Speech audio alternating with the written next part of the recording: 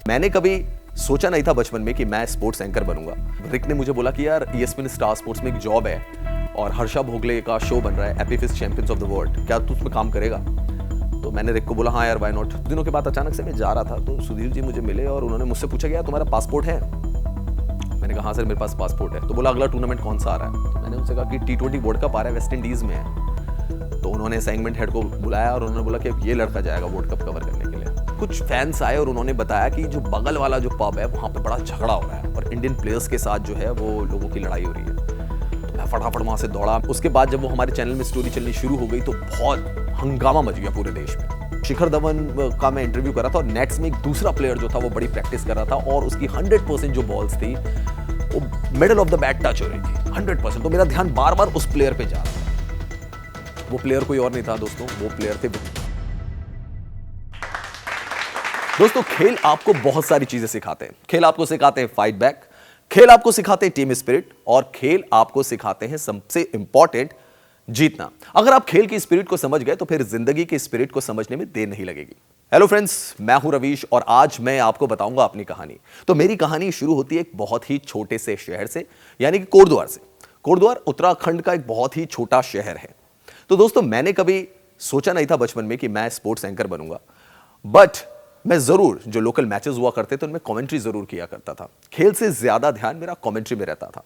जब मैं कॉलेज में पहुंचा तो एक प्ले में मेरे को रिपोर्टर बनने का एक मौका मिला और जब मैंने उसमें रिपोर्टिंग की तो मेरे बहुत सारे दोस्त जो थे उन्होंने मुझे कहा कि मुझे इस करियर को अपनाना चाहिए, मैं एक जर्नलिस्ट बन सकता हूं, मैं एक रिपोर्टर बन सकता हूं।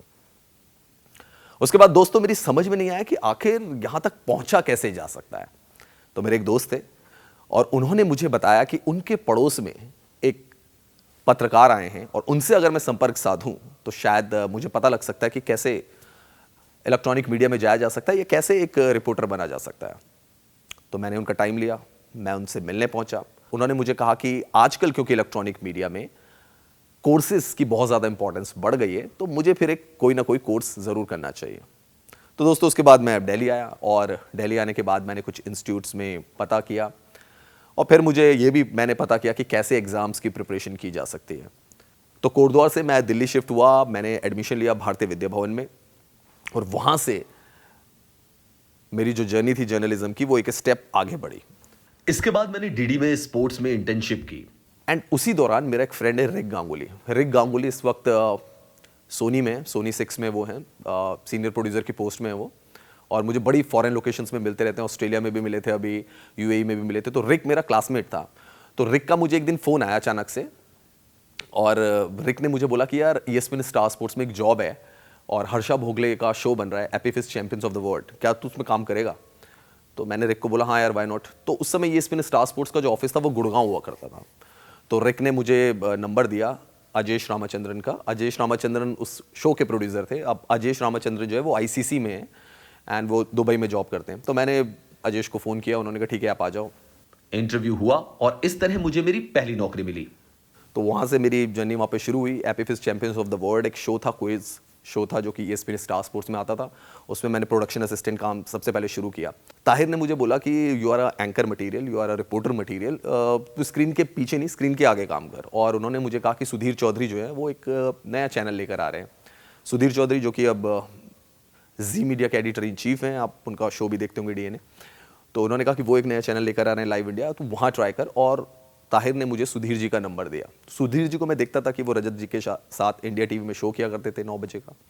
तो मैंने सुधीर जी को कॉल किया, सुधीर जी ने अगले दिन मुझे बुलाया, इंटरव्यू हुआ मेरा और सुधीर जी काफ़ी इंप्रेस नज़र आए एंड देन उन्होंने मुझे कहा कि आप ज्वाइन करें जल्द से जल्द। तो मुझे लगता है कि एक हफ्ते के अंदर मैंने वहाँ पे ज्वाइन किया था as a reporter Live India में। उस समय नया चैनल वो लॉन्च हुआ था। एक स्टिंग ऑपरेशन चैनल ने किया और उसके बाद चैनल जो था वो ऑफ एयर हो गया। तो चैनल जब ऑफ एयर हुआ 1 महीने के लिए कम से कम चैनल ऑफ एयर हो गया था। और उसके बाद कुछ ऐसा भी हुआ कि सुधीर जी ने हम सबकी मीटिंग ली। उन्होंने कहा कि ठीक है जितने एम्प्लॉयज़ आना चाहते हैं आए, जिनको छुट्टी में जाना है वो जाएं। तो मेरी नाइट शिफ्ट लग गई। तो मैंने एंकरिंग की प्रैक्टिस शुरू की। उस दौरान मैं खुद पैकेजेस बनाता था और खुद मैंने PCR के साथ कोऑर्डिनेट किया कि मैं रात भर पैकेजेस बनाऊंगा, सुबह 8:30 हम एक स्पोर्ट्स का बुलेटिन कर सकते हैं। और मैंने ऑफिस में एक गेस्ट भी ढूंढ लिया था, तो इन हाउस ही, तो मैं उसको गेस्ट बनाता था और मैं एंकरिंग करता था। तो ये प्रोसेस चलती रही काफ़ी दिनों तक और 1 महीना मैं ऐसी प्रैक्टिस करता रहा वहाँ पर, क्योंकि उस दौरान मोस्ट ऑफ द एंकर्स जो थे वो छुट्टी पे चले गए थे। खैर जब चैनल के ऊपर से बैन हटा तो नॉर्मल डेज में फिर सारी चीज़ें वैसे ही शुरू हुई। तो उस समय पीसीआर के जो हेड हुआ करते थे रुचिर माथुर थे, वो अभी मेरे ख्याल से नेशनल ज्योग्राफी में है। तो उनको पता लगा कि मैं हाँ एंकरिंग की प्रैक्टिस करता हूँ। तो उन्होंने मुझे एक दिन बुलाया और उन्होंने मुझे कहा कि यार तुम क्या एंकरिंग की प्रैक्टिस कर रहे थे क्या? तो मैंने उनसे कहा हाँ मैं कर रहा था। तो उन्होंने मुझे कहा कि आप एक सीडी बनाइए और मैं जो हूँ वो सुधीर से बात करता हूँ। तो मैंने एक सीडी बनवाई और वो सुधीर सर के पास वो सीडी लेकर गए और मुझे उन्होंने बोला कि आप केबिन के बाहर वेट करें। तो मैं केबिन के बाहर वेट करता रहा। फिर उसके बाद उन्होंने मुझे बुलाया। तो जब सुधीर सर ने मेरी सीडी देखी तो उनको अच्छा लगा। उन्होंने मुझसे बोला कि अच्छा तुम प्रैक्टिस कर रहे थे? मैंने कहा हाँ। तो फिर उन्होंने जो वहाँ पे उस समय हमारी स्टाइलिश हुआ करती थी जेनेट, उनको कॉल किया और उनको ऊपर बुलाया और उन्होंने मुझे देख के बोला कि अब ये लड़का जो है ये एंकरिंग करेगा हमारे लिए, तो 1 हफ्ते के बाद ये एंकरिंग शुरू करेंगे और इनके लिए अब आप 4 सूट जो हैं वो बना दीजिए। दोस्तों यहाँ मैं आपको एक बात कहूंगा कि आप जो करना चाहते हैं बस करते जाइए, आपको उसका रिजल्ट जरूर मिलेगा, जैसे कि मुझे मिला था। एनीवेज वहाँ से मेरी शुरुआत हो गई स्पोर्ट्स एंकरिंग की। उसके बाद मैंने स्पोर्ट्स एंकरिंग शुरू कर दी। मुझे हर काम को एडवांस में करने की आदत थी, जिससे मेरे बॉस लोग काफी इंप्रेस्ड रहते थे। कुछ दिनों के बाद अचानक से मैं जा रहा था तो सुधीर जी मुझे मिले और उन्होंने मुझसे पूछा कि यार तुम्हारा पासपोर्ट है? मैंने कहा हाँ सर मेरे पास पासपोर्ट है। तो बोला अगला टूर्नामेंट कौन सा आ रहा है? तो मैंने उनसे कहा कि T20 वर्ल्ड कप आ रहा है, वेस्ट इंडीज़ में है। तो उन्होंने असाइनमेंट हेड को बुलाया और उन्होंने बोला कि अब ये लड़का जाएगा वर्ल्ड कप कवर करने के लिए। तो I was amazed, I was surprised. उन्होंने कहा ठीक है यार तुम तैयारी करो और अब वर्ल्ड कप कवर करने तुम जाओगे। तो फिर वो मैंने प्रिपरेशन में लग गया मैं अपनी एंड मेरे लिए एक तरीके का जैकपॉट था। My first world cup, ICC world cup, T20 world cup, और वो भी वेस्ट इंडीज़ में, जिसके बारे में बचपन से पढ़ते आ रहे थे। एनीवेज पहुँचे वेस्ट इंडीज़, इंडिया हारी। सारे जर्नलिस्ट पार्टी कर रहे थे, लेकिन क्योंकि मैं पार्टी में शामिल नहीं था, इनफैक्ट मैं वहाँ पे था लेकिन मैं उनके साथ इन्वॉल्व नहीं था पार्टी में। तो मुझे कुछ फैंस आए और उन्होंने बताया कि जो बगल वाला जो पब है वहाँ पे बड़ा झगड़ा हो रहा है और इंडियन प्लेयर्स के साथ जो है वो लोगों की लड़ाई हो रही है। तो मैं फटाफट वहाँ से दौड़ा, मैंने अपने कैमरा पर्सन को फ़ोन किया और हमारा होटल भी थोड़ा आसपास ही था। तो मैं वहाँ होटल गया, वहाँ से हमने कैमरा यूनिट उठाई और उधर हमने वहाँ पे शूट किया पूरा का पूरा। और वहाँ पे आप यकीन नहीं करोगे कोई दूसरा चैनल वहाँ पे मौजूद नहीं था। पूरी रात में हमने वहाँ पे शूट किया। हमने सारे लोगों की बाइट्स ली कि कैसे झगड़ा हुआ था खिलाड़ियों का।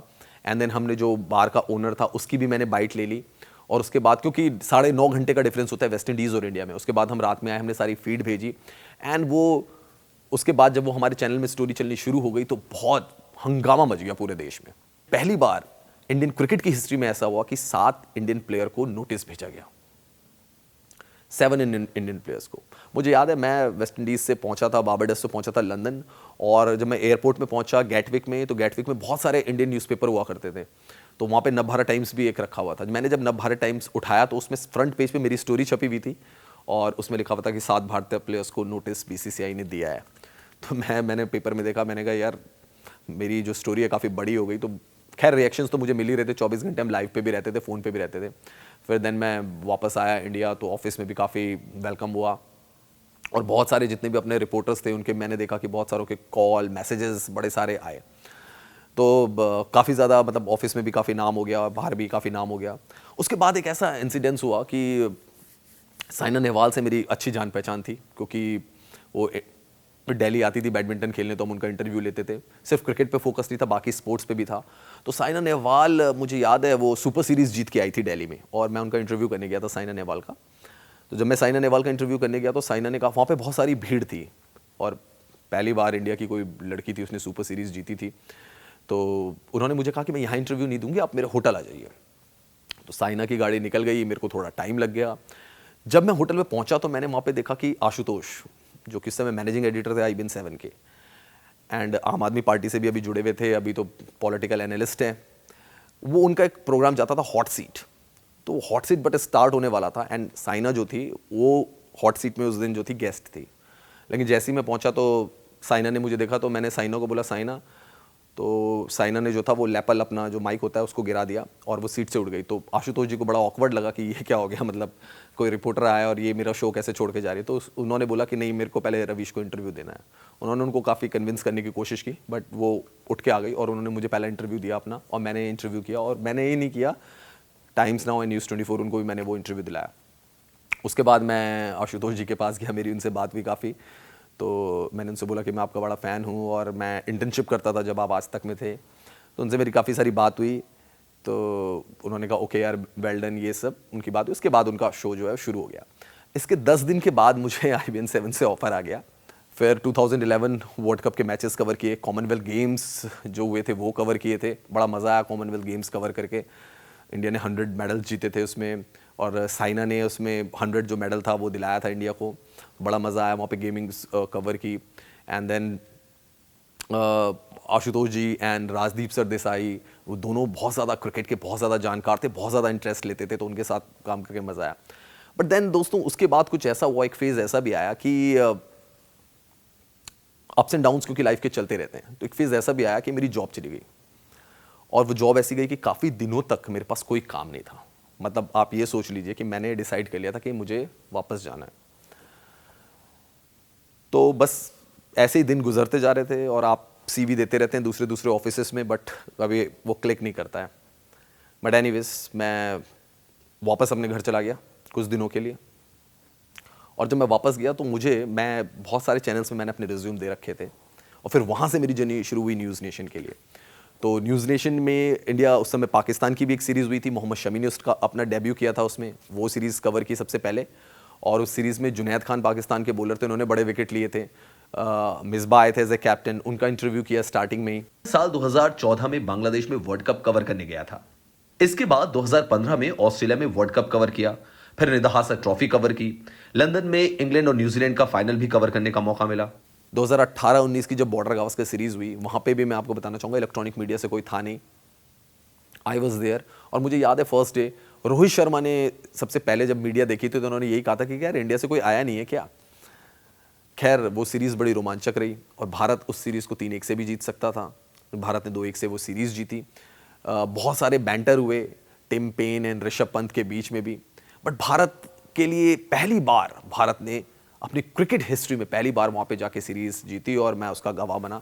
दोस्तों मैंने स्पोर्ट्स जर्नलिज्म के अलावा खिलाड़ियों से भी बहुत कुछ सीखा है। विराट, धोनी, सचिन, ये वो प्लेयर्स हैं जिनसे हर मुलाकात में बहुत कुछ सीखने को मिला। रणजी ट्रॉफी का कैंप लगा हुआ था और 2 खिलाड़ी प्रैक्टिस कर रहे थे। मैं शिखर धवन का इंटरव्यू उस समय करने गया था। नेट्स में एक दूसरा प्लेयर जो था वो बड़ी प्रैक्टिस कर रहा था, और उसकी 100% जो बॉल्स थी वो middle of the bat touch हो रही थी 100%। तो मेरा ध्यान बार बार उस प्लेयर पे जा रहा था। वो प्लेयर कोई और नहीं था दोस्तों, वो प्लेयर थे विराट कोहली। और मुझे अच्छी तरीके से याद है, विराट कोहली आए थे, उन्होंने मुझसे टाइम पूछा था कि टाइम कितना हो रहा है। मैंने उनसे कहा 11:30 हो रहे हैं। वो मैंने प्रैक्टिस करते हुए उनको पहली बार देखा था, और प्रैक्टिस करते हुए ही मैंने पहली बार ही उनकी क्लास मुझे पता लग गई थी कि ये खिलाड़ी जो है ना, ये आने वाले टाइम में नेक्स्ट सचिन तेंदुलकर होगा, या मुझे ऐसा लग रहा था बहुत बड़ा खिलाड़ी ये बनेगा। क्योंकि मैं शिखर धवन की प्रैक्टिस देखने आया था, लेकिन मेरा ध्यान बार बार उन्हीं की तरफ जा रहा था।